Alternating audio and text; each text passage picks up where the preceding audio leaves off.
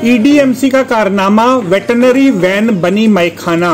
पूर्वी दिल्ली नगर निगम ने यूं तो कुत्तों की समस्या से निपटने के लिए वेटरनरी विभाग के लिए 2 आधुनिक मोबाइल बसों की खरीद की थी, किंतु किस प्रकार सरकारी पैसे की बर्बादी होती है वह आप इस रिपोर्ट के माध्यम से स्वयं ही देखकर निर्धारित कर सकते हैं। बचपन में हमने एक कहानी सुनी थी कि किस प्रकार एक खराब सेब अच्छे सेबों की पूरी टोकरी को खराब कर देता है।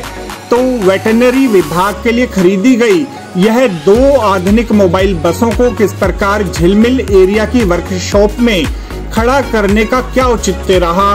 क्या यह प्रकरण सही बसों को भी रिटायर करने की कोई साजिश तो नहीं? यह बसें कई महीनों से हिली भी नहीं हैं।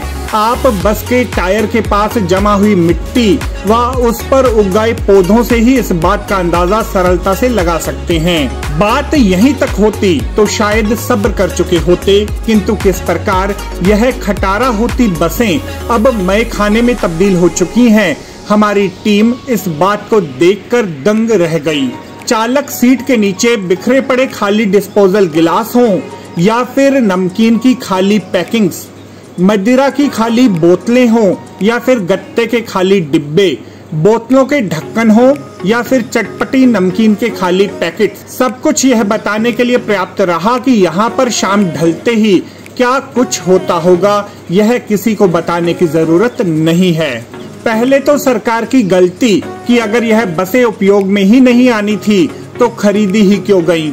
जिस सरकार के पास अपने कर्मचारियों को वेतन देने के लिए पैसा ना हो वह इस प्रकार लाखों रुपयों की बसें खरीदकर डंप यार्ड में खड़ी कर बर्बाद कर दें, यह किसी भी दृष्टि से न्याय संगत नहीं कहा जा सकता। आखिरकार यह सब पैसा है तो जनता के टैक्स का ही। इस प्रकार जनता के पैसे को बर्बाद करने की अनुमति किसी को भी नहीं दी जा सकती। जरूरत है सरकार ऐसे अधिकारियों की जवाबदेही निर्धारित करे जिन्होंने इन बसों की खरीद को स्वीकृति प्रदान की। अगर बसों की खरीद सही थी तो इन बसों को खटारा करने की अनुमति किसने प्रदान की?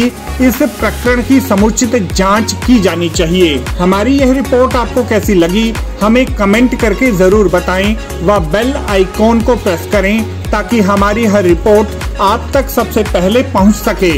अगर आप किसी खास विषय पर कोई रिपोर्ट देखना चाहते हैं तो हमें कमेंट बॉक्स में जाकर जरूर बताएं।